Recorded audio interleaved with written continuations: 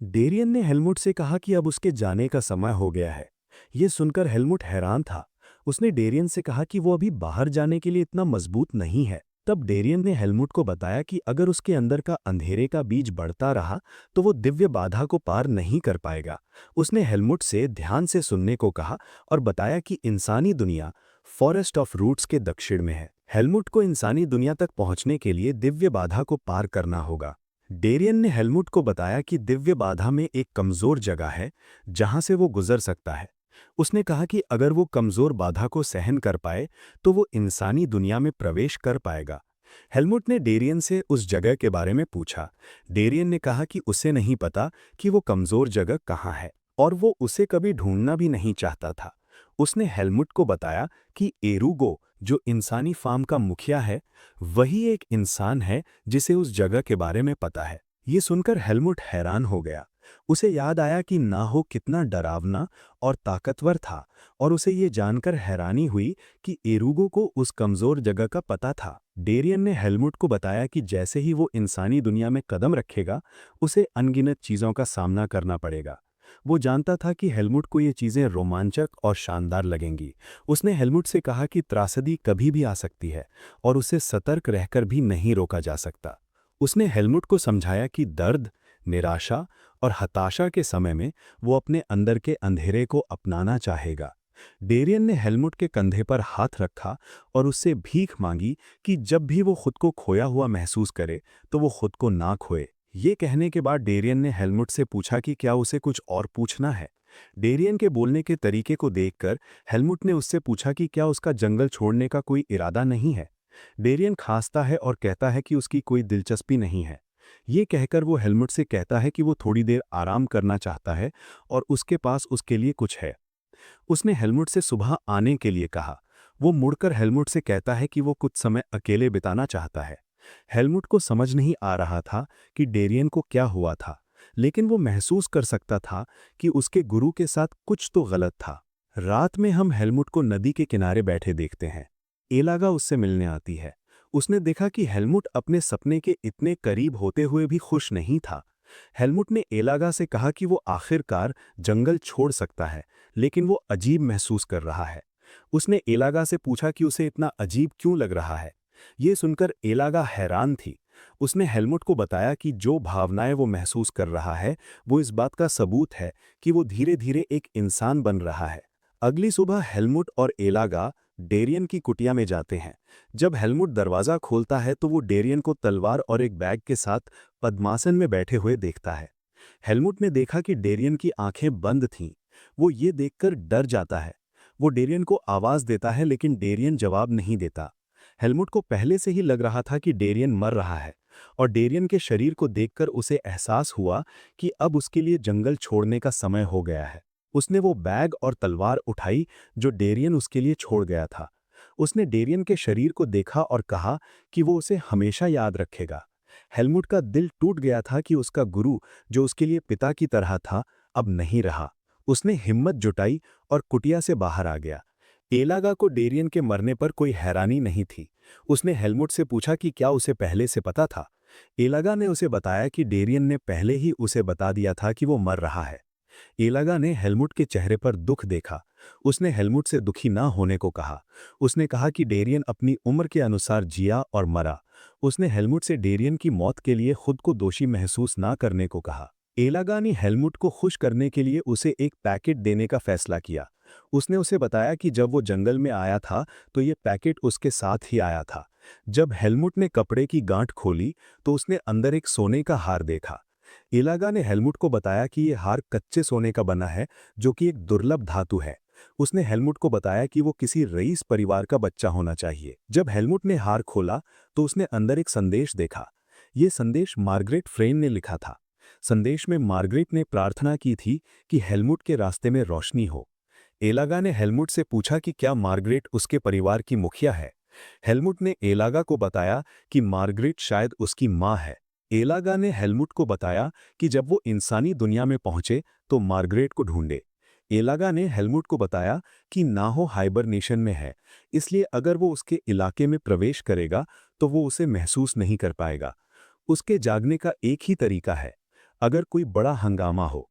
एलागा ने हेलमुट को बताया कि वो नाहो के इलाके में प्रवेश नहीं कर सकती क्योंकि वो उसे महसूस कर लेगा। हेलमुट ने उससे इस बारे में चिंता ना करने को कहा। उसने कहा कि वो इसे खुद से संभाल लेगा। उसने अपना बैग उठाया और चलने लगा। जैसे ही वो आगे बढ़ा, उसने एलागा से कहा कि वो लंबी उम्र तक जिंदा रहे। ये सुनकर एलागा मुस्कुराई। उसने हेलमुट से अपना ध्यान रखने को कहा। कहानी का दृश्य बदलता है और हम एरूगो को फार्म में घूमते हुए देखते हैं। वो एक कमरे में जाता है और मोमबत्ती जलाने के लिए अपने जादू का इस्तेमाल करता है। जैसे ही उसने मोमबत्ती जलाई, हेलमुट छिपकर बाहर आया और एरूगो की नके पर तलवार रख दी। काला जादू एक बुरी ताकत है जो एक कमजोर जादूगर को मजबूत बना सकती है। कई जादूगरों में कुछ लोग ऐसे होते हैं जो शक्तिशाली जादू और ताकत पाने के लिए उन सीमाओं को पार कर जाते हैं जिन्हें उन्हें पार नहीं करना चाहिए था। एरूगो एक ऐसा जादूगर था जिसे हमेशा दूसरों से जलन होती थी। उसने सबसे मजबूत जादूगर बनने का सपना देखा था, लेकिन उसने काले जादू का रास्ता चुना क्योंकि उसे लगा कि वो इतना प्रतिभाशाली नहीं था। एरूगो को अपने लक्ष्यों को पूरा करने के लिए इंसानों की बुरी भावनाओं की जरूरत थी। एरूगो ने मानव तस्करी और अपहरण जैसी गतिविधियों से ये भावनाएं प्राप्त की। उसके माल से आने वाले दुख और डर ने एरूगो को और भी बुरा और शक्तिशाली बना दिया। हालांकि एक जादूगर की खोज के कारण एरूगो के अत्याचारों का दुनिया में पर्दाफाश हो गया। एरूगो को पकड़ा गया और उसे मौत या निर्वासन की सजा सुनाई गई। क्योंकि एरूगो को तुरंत मारा नहीं जाना था, उसने फॉरेस्ट ऑफ रूट्स में निर्वासन को चुना। आखिरकार वो जंगल में नाहो से मिला। एरूगो को बलिदान के बदले नाहो के इलाके में रहने की अनुमति मिल गई। एरूगो ने जंगल में सभी इंसानों को इकट्ठा करने के लिए अपने जादू का इस्तेमाल किया। उसके बाद इंसानों ने खुद को नाहो के हवाले कर दिया ताकि वो तुरंत ना मर जाएं। इसी तरह इंसानी फार्म का निर्माण किया गया था। एरूगो फार्म का राजा बन गया, जबकि दूसरे इंसानों को सिर्फ पशुधन की तरह माना जाता था। नाहो ने एरूगो के काम में कभी हस्तक्षेप नहीं किया जब तक उसे उसके बलिदान मिलते रहे। इस वजह से एरूगो फिर से आकांक्षी हो गया। एरूगो को सिर्फ सर्दियों के मौसम में ही चिंता होती थी, क्योंकि जब नाहो हाइबरनेशन में चला जाता था तो उसके आसपास के राक्षसी जीव कभी भी फार्म पर हमला कर देते थे। अपनी चुनौतियों के बावजूद एरूगो ने अपने नए जीवन का सच में आनंद लिया। दृश्य बदलता है और हम एरूगो और हेलमुट के पास वापस आते हैं। एरूगो ने हेलमुट से पूछा कि उसे क्या चाहिए। हेलमुट ने उससे जंगल छोड़ने का तरीका बताने को कहा। यह सुनकर एरूगो हैरान था। उसने हेलमुट को एक शरारती बच्चा कहा। उसने हेलमुट से पूछा कि क्या वो डेरियन का शिष्य है। हेलमुट ने उसे जवाब नहीं दिया। उसने एरूगो से जंगल से बाहर निकलने का रास्ता बताने को कहा। एरूगो को हेलमुट की इच्छा पूरी करने का कोई कारण नहीं दिखा। हेलमुट ने अपनी तलवार एरूगो की गर्दन के और करीब कर दी और उसे एक छोटा सा कट लगाया। हेलमुट ने एरूगो से कहा कि अगर वो मरना नहीं चाहता तो उसे जवाब देना होगा। एरूगो ने हेलमुट को बताया कि अगर वो मर जाएगा तो नाहो जाग जाएगा और वो हेलमुट को मार डालेगा। एरूगो ने हेलमुट से पूछा कि क्या वो नाहो का सामना कर सकता है। हेलमुट ने कहा कि इससे कोई फर्क नहीं पड़ता। उसने एरूगो से कहा कि अगर वो मर जाएगा तो उसे कोई जिंदा नहीं कर पाएगा। ये सुनकर एरूगो हैरान हो जाता है। उसने हेलमुट से लापरवाह न होने को कहा। उसने हेलमुट को बताया कि वही एक इंसान है जिसे जंगल से बाहर निकलने का रास्ता पता है। हेलमुट ने एरूगो से झूठ बोलना बंद करने को कहा। डेरियन ने हेलमुट को बताया था कि जादूगर जो भी कुछ करते हैं उसे रिकॉर्ड करते हैं। हेलमुट जानता था कि अगर वो बस चारों ओर देखता तो उसे वो किताब मिल सकती थी जो वो चाहता था। उसने एरूगो से कहा कि उसने काम को आसान बनाने के लिए ही उससे पूछा था। ये सुनकर एरूगो हैरान हो गया।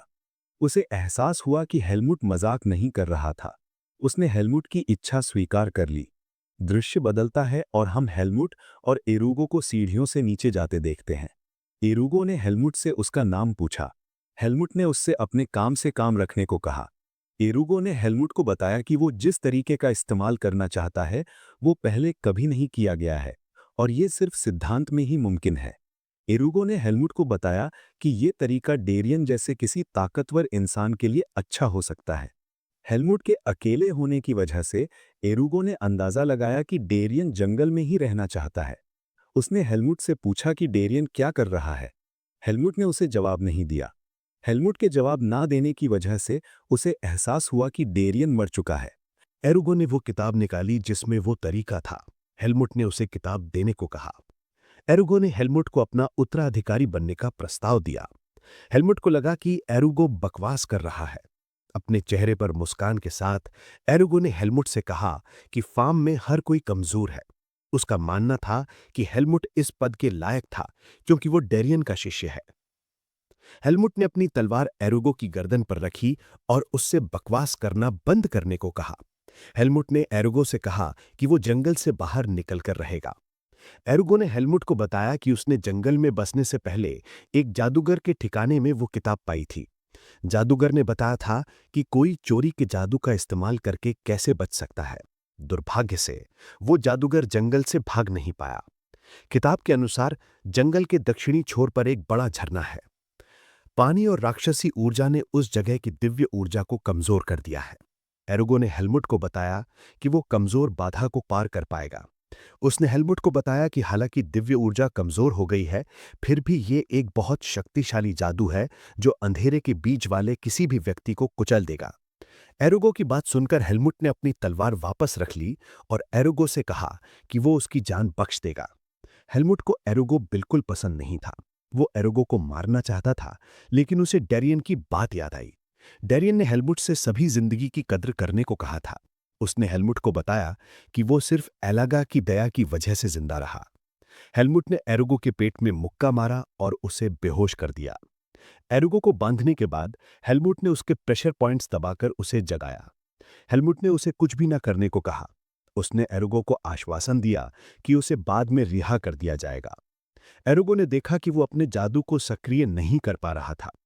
उसने हेलमुट को एक अहंकारी हरामी कहा और उससे पूछा कि क्या उसे सच में यकीन है कि वो जंगल से बाहर निकल पाएगा।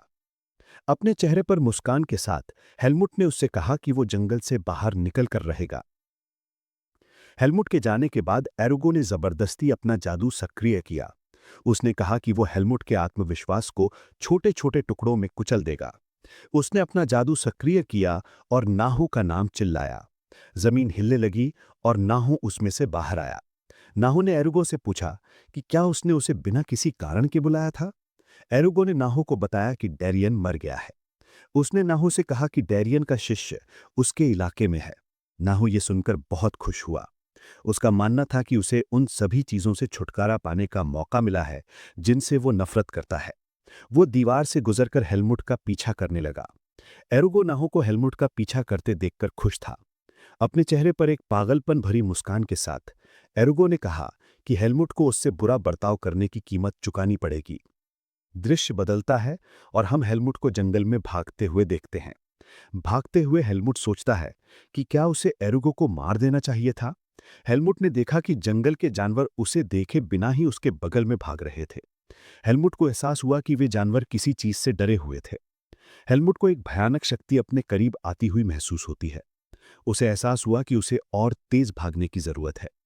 थोड़ी देर भागने के बाद हेलमुट ये देखने के लिए रुक जाता है कि वो कितनी दूर आ गया है। हेलमुट अभी भी नाहो के इलाके में था, लेकिन उसे यकीन था कि वो फार्म से बहुत दूर आ गया था। जब हेलमुट ने ऊपर देखा तो उसने देखा कि हर जगह राक्षसी ऊर्जा से घिरी हुई थी। अपने चारों तरफ देखते हुए हेलमुट को हवा में कुछ भयानक महसूस होता है। हेलमुट ने जल्दी से अपनी तलवार पर हाथ रखा और एक मुद्रा में आ गया। इससे पहले कि हेलमुट कोई चाल चल पाता, नाहो उसके सामने आ गया। नाहो ने हेलमुट का उसके इलाके में स्वागत किया। उसने कहा कि उसे हमेशा से पता था कि वो उसके इलाके में वापस आएगा। उसने कहा कि वो उसे ऐसे ही नहीं जाने दे सकता। हेलमुट ने उसे कहा कि वो उसे मारने के बाद चला जाएगा। ये सुनकर नाहो हंसने लगा।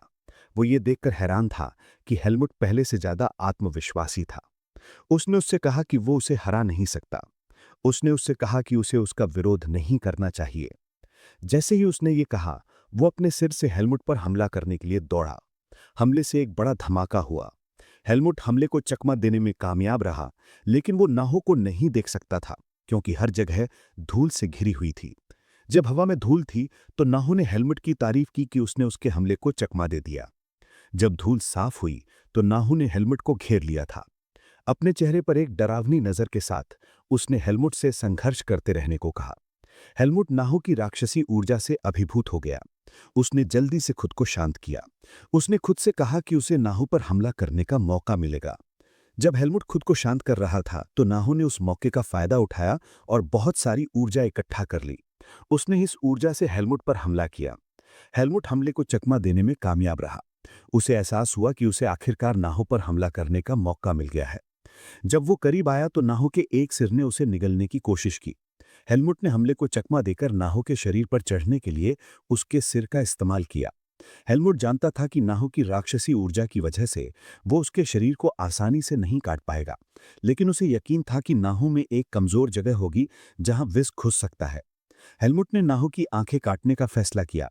जब नाहो ने हमला महसूस किया तो वो दर्द से चिल्लाने लगा। हेलमुट जानता था कि उसका हमला नाहो को हराने के लिए काफी नहीं था। वो जानता था कि उसका हमला सिर्फ कुछ समय के लिए नाहो को रोक सकता है। वो नाहो से लड़ना चाहता था, लेकिन वो जानता था कि अगर वो बची हुई विष के साथ लड़ता रहा तो वो मर जाएगा। जैसे ही हेलमुट भाग रहा था, हम नाहो को अपने जख्मी सिर पर चिल्लाते हुए देखते हैं। हेलमुट जानता था कि जब तक वो विचलित है, उसे नाहो के इलाके से दूर जाना होगा। इससे पहले कि हेलमुट भाग पाता, नाहो ने अपना सिर निकाला और उसे खा लिया। ये देखकर हेलमुट डर गया। अपना सिर खाने के बाद नाहो हेलमुट पर हमला करने के लिए दौड़ा।